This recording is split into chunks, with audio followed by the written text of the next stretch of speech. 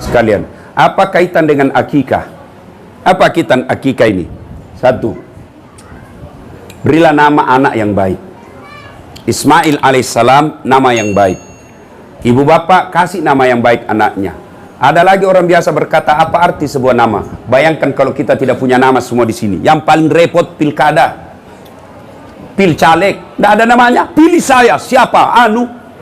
Pilih saya, siapa? Anu. Anu semua namanya. Bagaimana cara milihnya? Maka bego orang yang mengatakan apa arti sebuah nama. Saya dosen ilmu komunikasi. Nama adalah simbol. Ketika bapak dengar nama saya, Dasat Latif, apa yang ada di benaknya? Ustadz yang suruh dorong istrinya masuk ke dalam sumur. Coba. Itu berarti nama adalah simbol. Ya. Yang kedua, coba sebut namanya orang, Pak. Bapak sebut nama, minimal ada dua yang saya tahu. Satu, agama. Dua, suku. Coba, nama Abdurrahman, 99% pasti muslim. Yang kedua, dari nama saya bisa tahu sukunya. Contoh, Ambok Dalle, Anda mungkin Jawa. Ambok Dalle, pasti Bugis. Margono, Jokowi, Jawa. Ya toh? Dari nama kita bisa tahu suku. Jadi salah besar ketika ada orang apa arti sebuah nama. Nama yang baik, nama yang ada doa di dalamnya. Seperti nama tadi, Muhammad Edzel. Itu ada doa di dalamnya. Harapan bahwa dia akan berbuat baik selama-lamanya. Coba kasih nama anak kita, Ya Humaira. Artinya, kalau dia perempuan, Ya Humaira. Apa itu? Yang kemerah-merahan pipinya.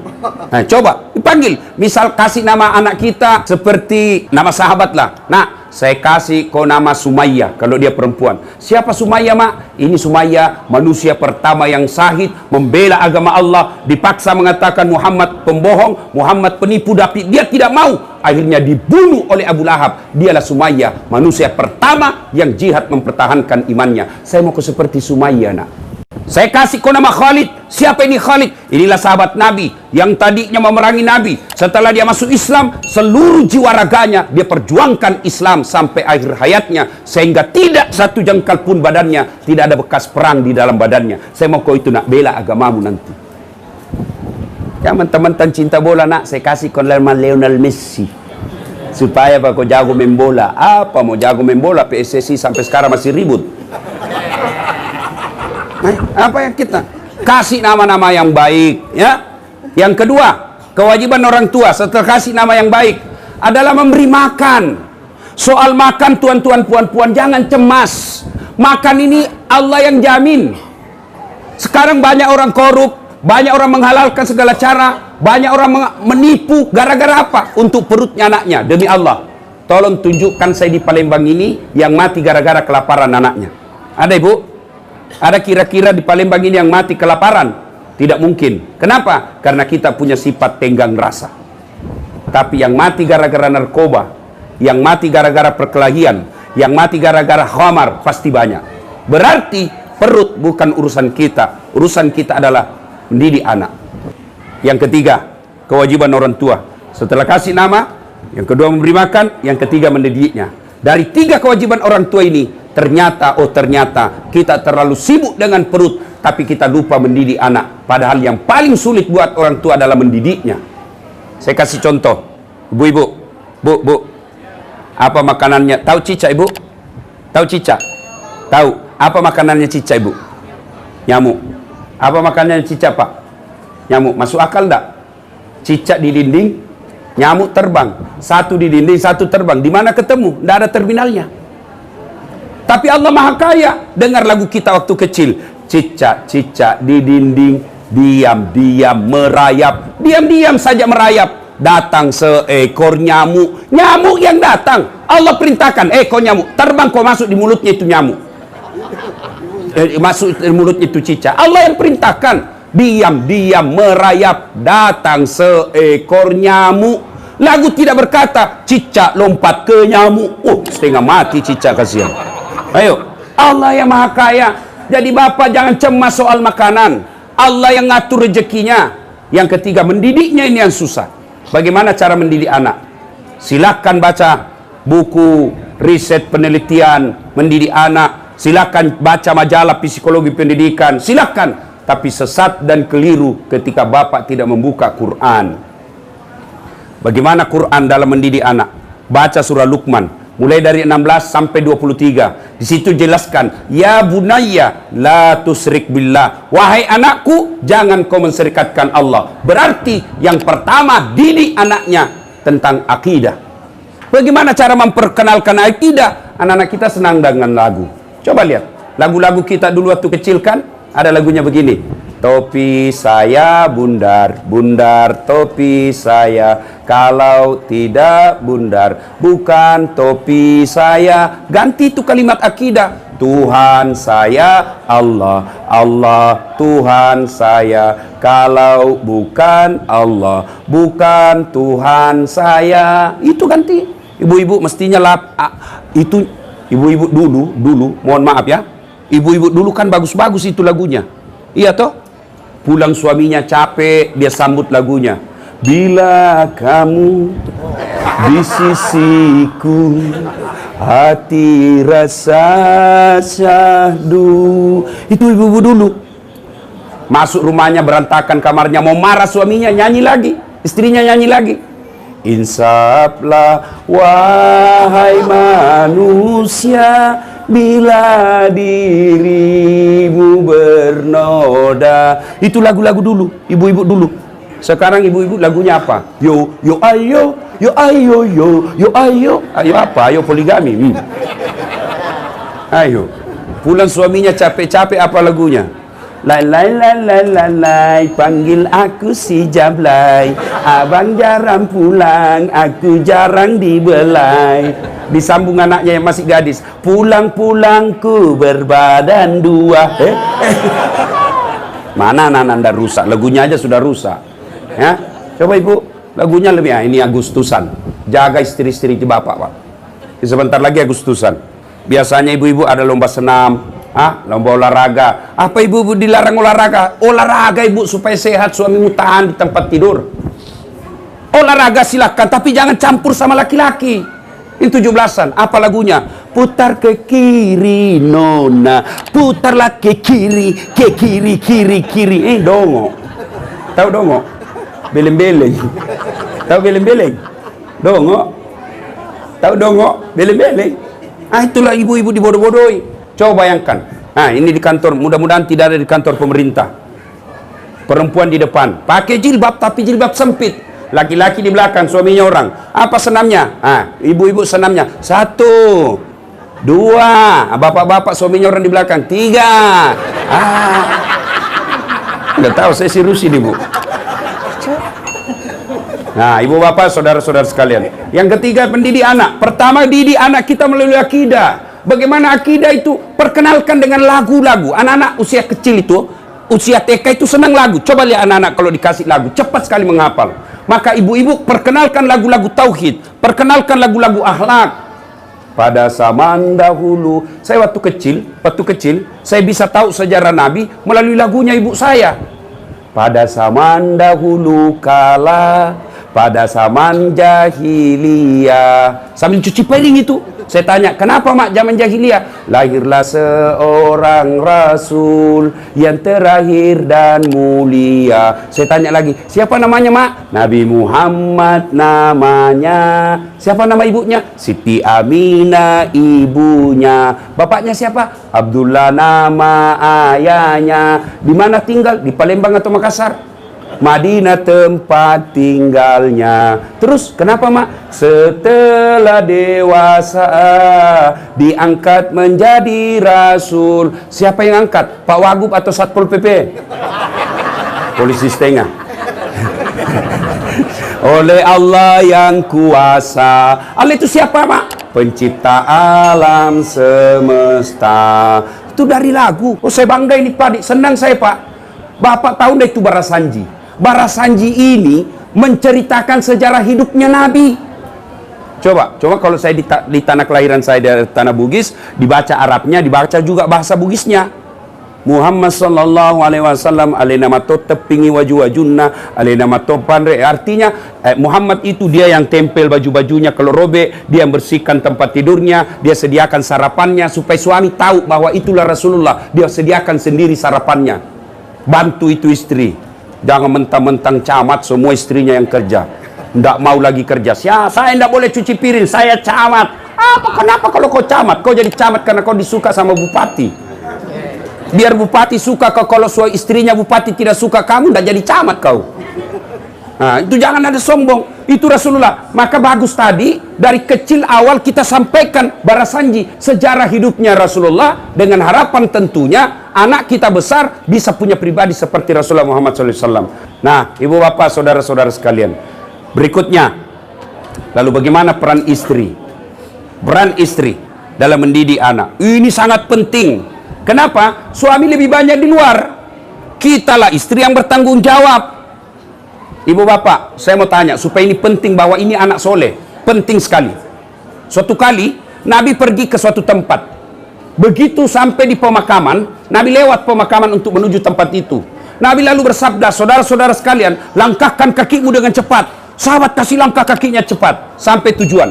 Selesai urusan, balik lagi rute yang sama. Lewat pemakaman, Nabi, sahabat mau langkahkan kakinya cepat. Nabi bilang, tidak usah, santai saja aku jalan. Bertanya sahabat, ya Rasulullah, tadi waktu pergi kami disuruh cepat-cepat, ini pulang kok tidak lagi? Kata Nabi, andai kau tahu, andai kau dikasih pendengaran seperti telingaku, maka kau dengar betapa disiksanya tadi orang di kubur ini. Waktu kita kembali, tidak lagi disiksa. Kenapa? Saya dapat berita dari Jibril, Allah perintahkan, berhenti kau siksa itu orang tua di kuburnya. Kenapa? Tidak mungkin orang tuanya saya siksa, sementara anaknya lagi belajar mengaji, membaca basmalah. Subhanallah, baru basmalah dia baca anaknya, orang tuanya sudah lepas dari azab kubur.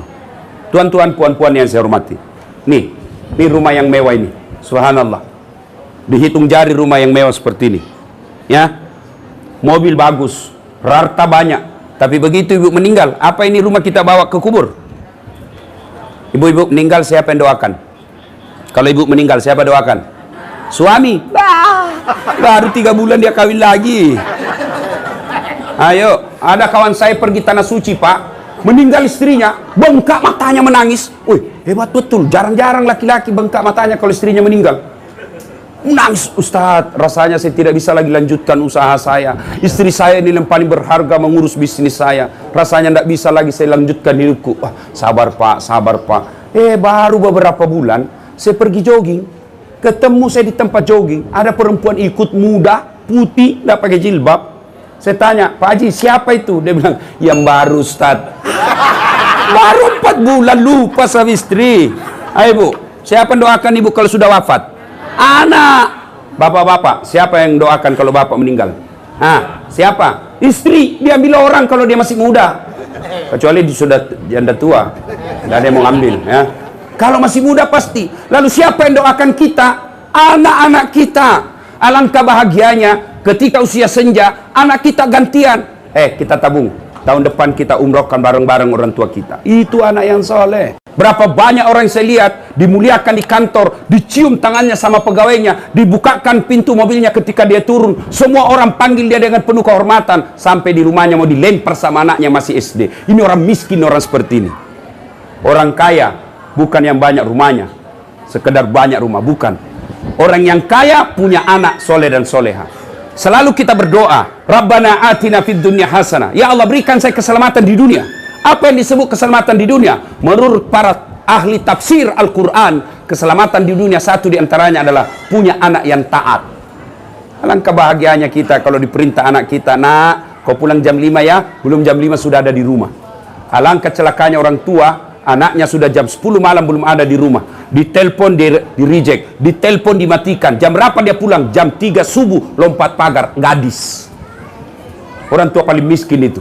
Orang tua yang kaya punya anak, bapaknya pergi dagang, bapaknya pergi usaha, bapaknya pergi kerja, ditelepon sama anaknya, Pak, saya bangga bapak punya banyak bisnis, tapi saya malu kalau bapak tidak sholat. Sudah duhur pak, saatnya bapak cari masjid. Kaya sudah bapak itu.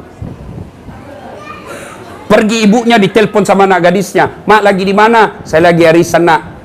Jilbab mana mak? Bagus nak, jangan sampai jilbab seperti ABG. Kaya sudah itu ibu seperti itu. Tapi berapa banyak kita lihat hormat sama cowoknya, kurang ajar sama bapaknya. Mau lihat? Mau saya kasih bukti bahwa anak-anak sekarang lebih sopan sama bapaknya lebih sopan dari cowoknya daripada bapaknya. Bu ibu, mau saya kasih contoh. Nanti pulang periksa handphonenya anaknya, siapa gambar di wallpapernya. Coba, saya lagi ngajar di Unhas ujian. Jangan kau pegang HP-mu, nanti kau kerja sama di handphone. Simpan HP-mu di sudut kanan meja. Saya jalan dah. Begitu saya lihat, ada handphone, cakep betul cowoknya. Saya lihat ceweknya jelek. Saya tidak seimbangin, cakep betul cowoknya. Lalu saya tanya, dek, cakep betul cowokmu.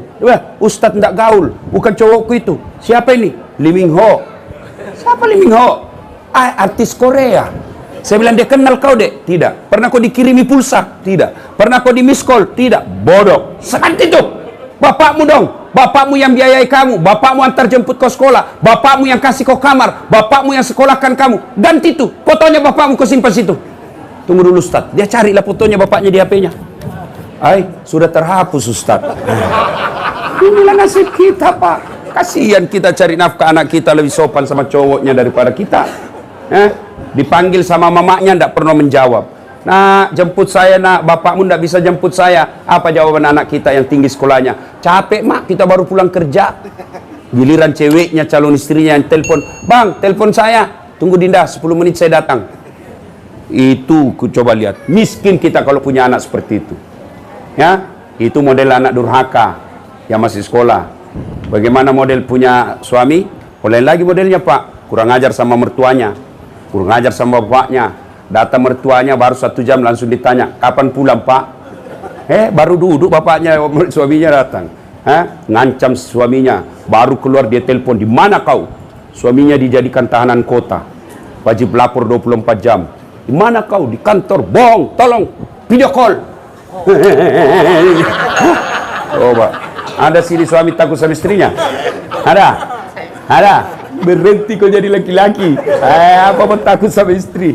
Jadi Ustaz tidak takut sama istrinya. Ngapain saya mau takut sama istriku? Cuma istriku lebih berani dari saya.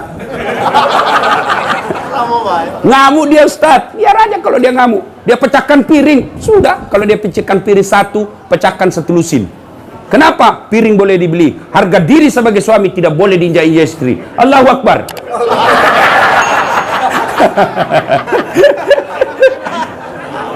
Bu, mau enggak masuk surga? Mau? Taat sama suami.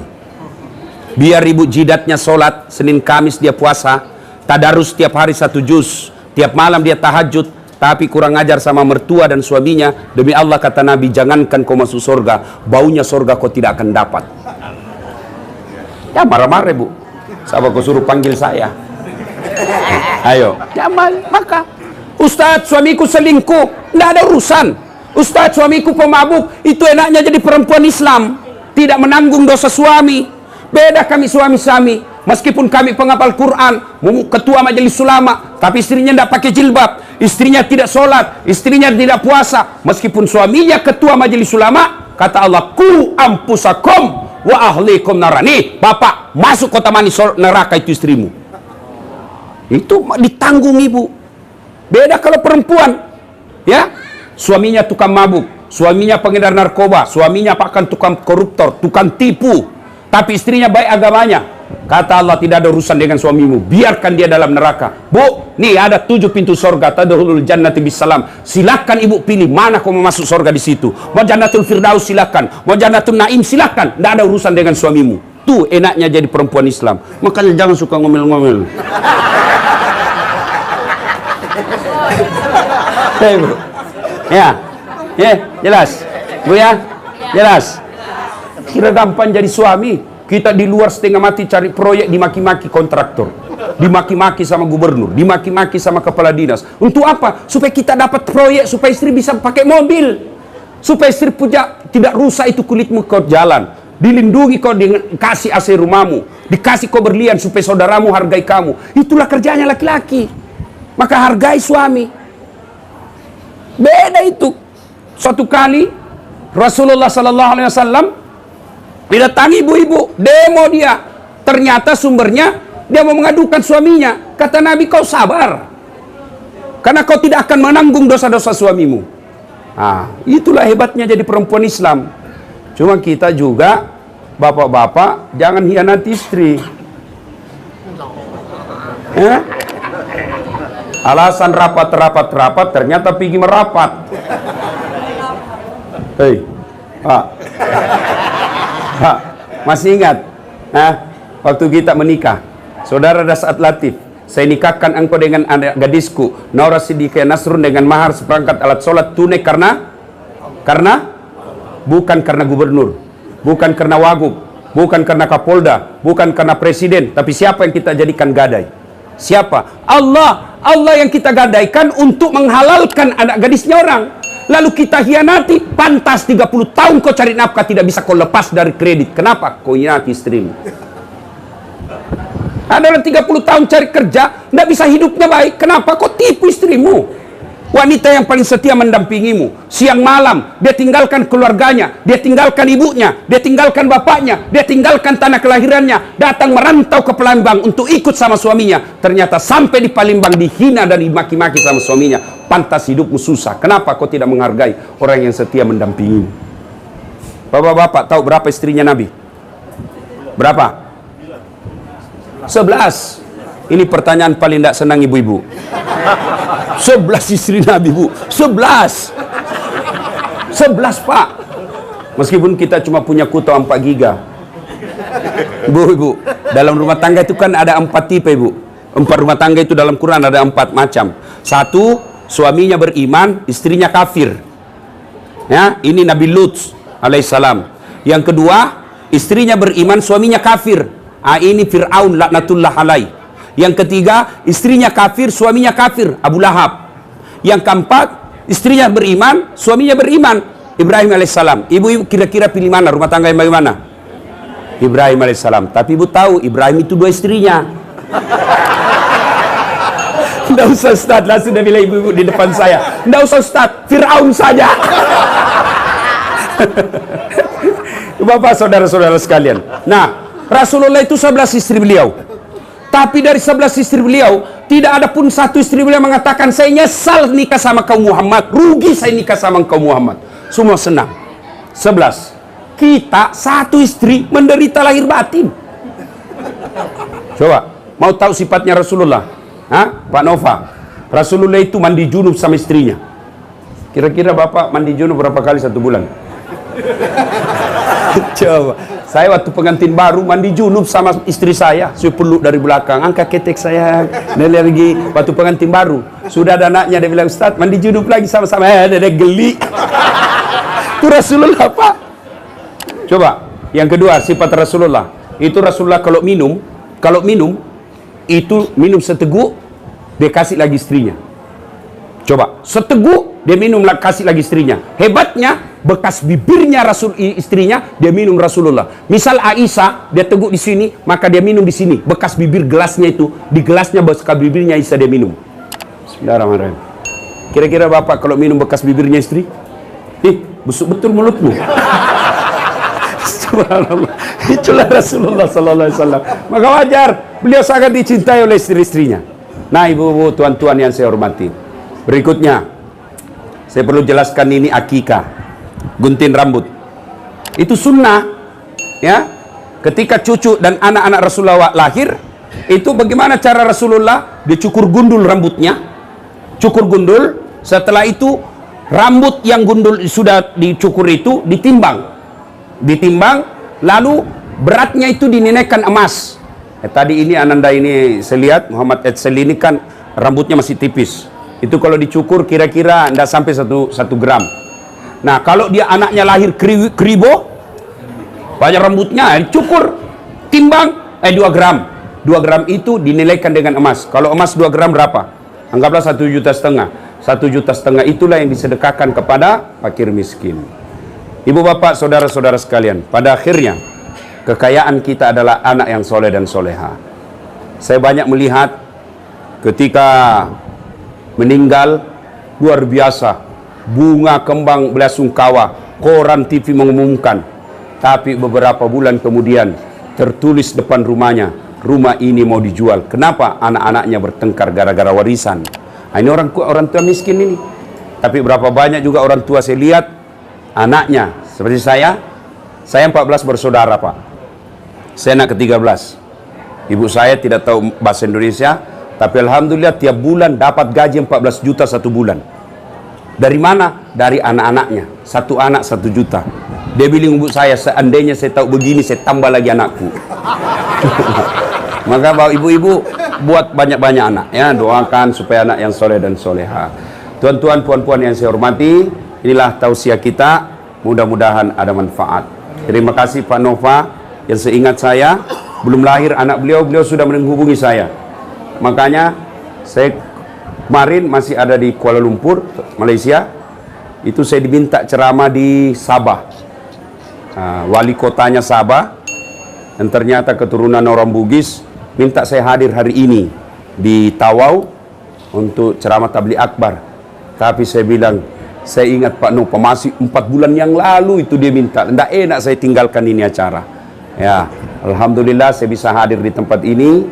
Mudah-mudahan kehadiran saya ada faedah di antara kita.